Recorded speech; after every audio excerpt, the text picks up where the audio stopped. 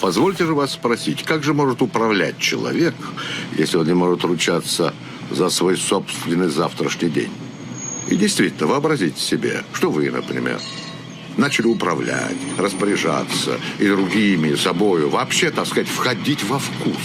И вдруг у вас саркома легкого. Да, саркома. И вот ваше управление закончилось. Ничья судьба, кроме вашей собственной, вас более не интересует. Родные вам начинают лгать. Вы, чуя неладное, бросаете к ученым-врачам, затем к шарлатанам, бывает и к гадалкам. Как первый, так и второй, так и третий. Совершенно бессмысленно, вы сами понимаете. И все это кончается трагически. Тот, кто недавно полагал, что он чем-то управляет, оказывается вдруг лежащим неподвижно в деревянном ящике. И окружающие, понимая, что от лежащего более толку нет никакого, сжигают его в печи. Да. Да, человек смертен. С этим трудно спорить. Но дело в том, что... Да, человек смертен. Но это было бы еще полбеды. Плохо то, что иногда он внезапно смертен. Вот в чем фокус. Приветствую всех. Вы смотрите канал «Диагноз Путина», и с вами я, Сергей Антонов. Да, человек смертен. Но это было бы еще полбеды. Плохо то, что он иногда внезапно смертен. Вот в чем фокус. Эта фраза из романа Михаила Булгакова «Мастер и Маргарита» одна из тех, что переживают своего автора и время. Ее бессмертие объясняется не только художественной силой, но и безусловной правдой. Жизнь человека может оборваться в любой момент. Применительно к путинской России эта формула обретает особый смысл, особенно если речь идет о Владимире Путине. Его смерть может наступить хоть завтра. Как по естественным причинам, так и в результате несчастного случая, покушения или последствий болезни, о которых мы можем только догадываться. Но сегодня никто не готов к этому событию, и это большая ошибка. Поэтому наш сегодняшний выпуск будет посвящен именно этому сценарию трансформации путинского режима. Сценарию внезапной смерти Путина. Это видео станет продолжением цикла программ «Мы после Путина», над которым мы работаем в сотрудничестве с объединением российских оппозиционных политиков «Комитет-2024». И основываемся на подготовленном ими докладе о сценариях падения путинского режима. Ссылку на этот доклад вы найдете в описании к видео.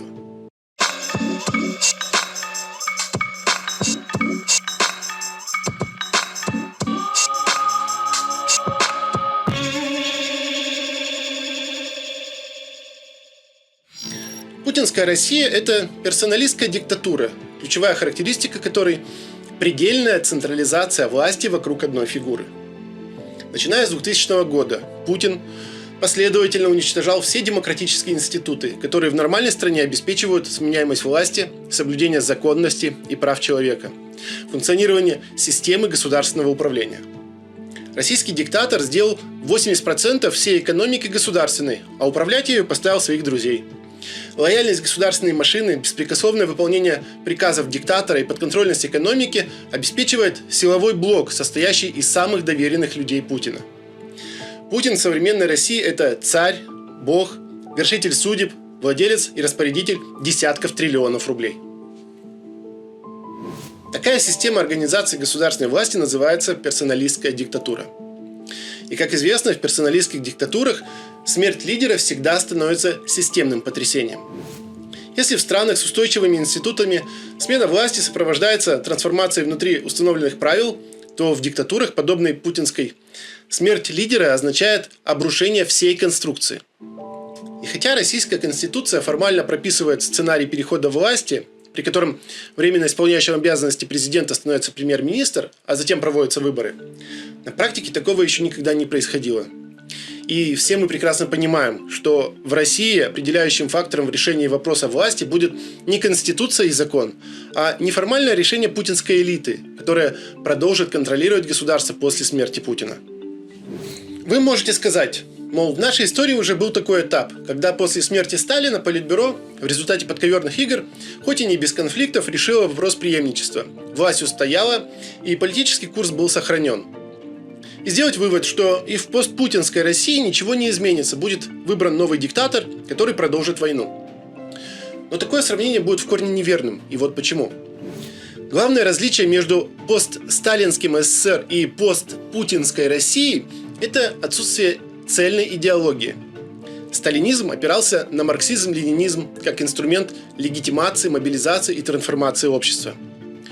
Путинский режим идеологически – это набор мифов, сконструированных на потребу момента, нелепая смесь откровенного фашизма, показного фальшивого православия и ностальгии по советскому прошлому.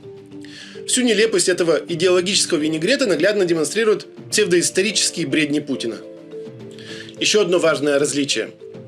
Сталинская элита, несмотря на внутренние страхи и борьбу за власть, это были глубоко идейные люди, готовые к самопожертвованию во имя государства.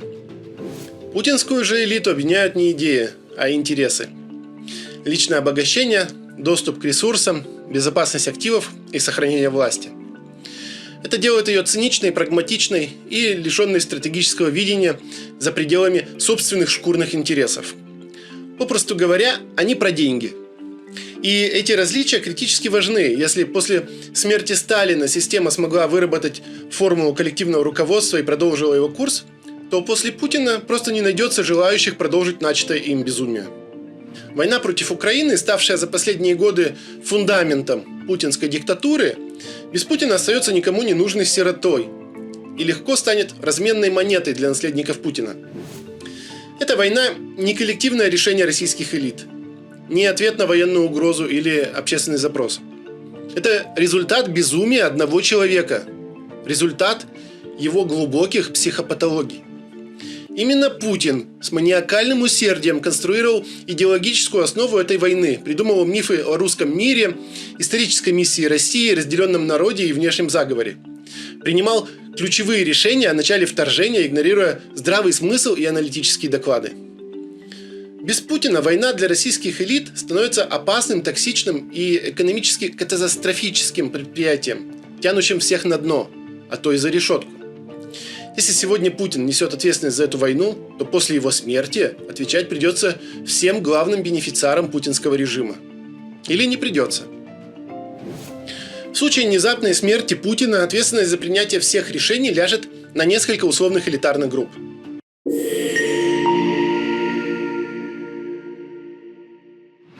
Первая и наиболее влиятельная группа – это силовики. Это самый близкий круг Путина. Все они были рядом с ним последние 30-40 лет. Поэтому именно им он доверил командование миллионами вооруженных людей и защиту своей диктатуры. Эта группа будет крайне обеспокоена своим будущим без Путина, который прикрывал их все преступления. Они захотят юридических гарантий безопасности, неприкосновенности, одним словом, индульгенции за все содеянное, а также потребуют сохранения своего влияния и ресурсов. Если они не увидят этих перспектив для себя, они будут готовы к самым жестким сценариям, включая военный переворот. Вторая по влиятельности группа – государственные олигархи. Это люди, ставшие миллиардерами исключительно благодаря личному решению Путина. Они контролируют все государственные монополии, ключевые экспортные потоки, бюджетообразующие отрасли и федеральные медиакорпорации. Это кошельки Путина. И после его смерти в первую очередь они постараются сохранить свою власть и активы, главный из которых – монопольный и бесконтрольный доступ к федеральному бюджету. Третья группа – это олигархи 90-х. Предприниматели, чьи империи родились еще в эпоху приватизации. После прихода Путина они лишились политических амбиций, но сохранили значительную экономическую мощь и международные связи. После смерти Путина они увидят в происходящем шанс на возвращение страны в мировую экономику, снятие санкций, на возвращение к нормальности. Четвертая группа – технократы. Хоть это и не самостоятельные игроки, это важное звено, обеспечивающее бесперебойную работу государства, от налогов до коммуналки. К этой группе, кстати, относится и Михаил Мишустин, действующий премьер-министр, который по Конституции в случае смерти Путина становится исполняющим обязанности президента. После смерти Путина они будут озабочены минимизацией хаоса и сохранением управляемости в интересах нового суверена. Пятая группа – политические менеджеры. Они также не самостоятельны, но через них осуществляется контроль за депутатским корпусом, управляются регионы, определяются внутренняя политика и идеологические нарративы.